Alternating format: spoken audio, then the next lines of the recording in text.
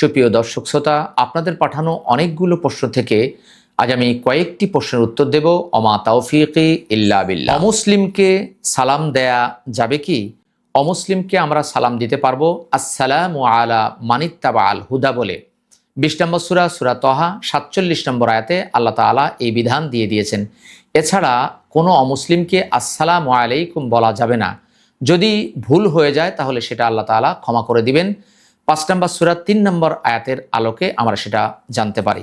অমুসলিম কি মসজিদ দর্শন করতে পারবে, অর্থাৎ মসজিদে প্রবেশ করতে পারবে? কোনো অমুসলিম মসজিদে প্রবেশ করতে পারবে না, কেননা মসজিদে মুশরিকরা প্রবেশ করতে পারে না। মসজিদে মুশরিকরা প্রবেশ করা সম্পূর্ণরূপে নিষেধ, কারণ তারা হচ্ছে নাপাক।